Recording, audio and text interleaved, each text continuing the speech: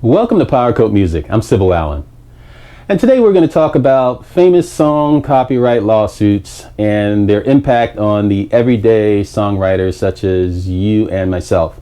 Now, many YouTubers at this point many prominent YouTubers, I might add, have gone out of their way to stir up tens of thousands, hundreds of thousands of songwriters on YouTube to get really stressed out and worried and upset over something that will have little to no effect over them.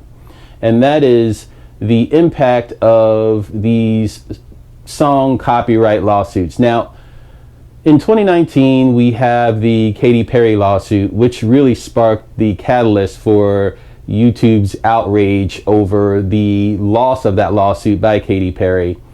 And they have absolutely gone on the warpath in regards to how the songs in question in the Katy Perry lawsuit of 2019 don't sound alike and the science behind it. Well, they're right. And I have no argument with that. I agree with them 100% on their scientific arguments about the Katy Perry lawsuit. But the bottom line is, it really doesn't matter. It doesn't matter to me. And it really shouldn't matter to the average songwriter out there in YouTube land or anywhere else. And the reason why it shouldn't matter is because the impact to you and I is minimal to nothing. And in the past, when you look at these famous song copyright lawsuits, like you have the George Harrison, My Sweet Lord, you have the Pharrell, Robin Thicke, Blurred Lines, and many, many others in regards to songs that sound alike and songs that really don't sound alike. Each case is different in its merits and what they're trying to do. But the bottom line here is these cases aren't about whether the songs really sound alike or not. These cases are about money. These cases target the rich and the established, okay? Because of the risks involved, only a certain specific type of lawyer will take these cases, and you would have to have literally the stars aligned and the perfect storm in order to win. That's the truth. These cases take years and the risks involved are significant. So most cases like that don't go to court. But I'll tell you one thing. An ambulance chaser who thinks they can get a buck out of you and they're a dime a dozen will be more than happy to take a case like that with little to no results and most of your money, because you can easily go bankrupt trying to either sue, or someone can go bankrupt trying to sue you for something like this. So the impact to the average songwriter, little to none, okay? So if you Google how many songs in the last decade or ever sound alike on the radio that are popular, it's mind-blowing. It will blow your mind how many songs sound alike. You know it. If you sat down and thought about it, how many songs can you think of off the top of your head that sound alike? You can think of a lot, okay?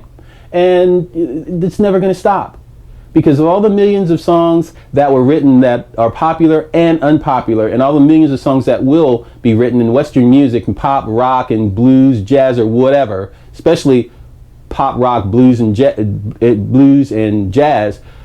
it is just going to blow your mind. There's no way that anyone could ever, or any group could ever begin to sue for that. The court systems aren't even built to handle a fraction of that. It's just ridiculous to think that that's going to really amount to anything, because it physically can't.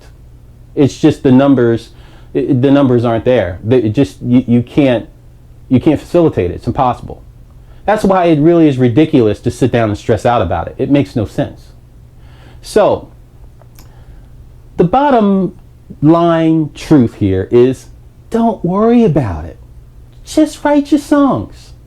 It's not just anything you should be concerned about. I heard one prominent YouTuber say, because of the Katy Perry lawsuit in 2019, we should resist. We should resist this as songwriters. What? If you want to resist, this is how you resist. Keep writing your songs.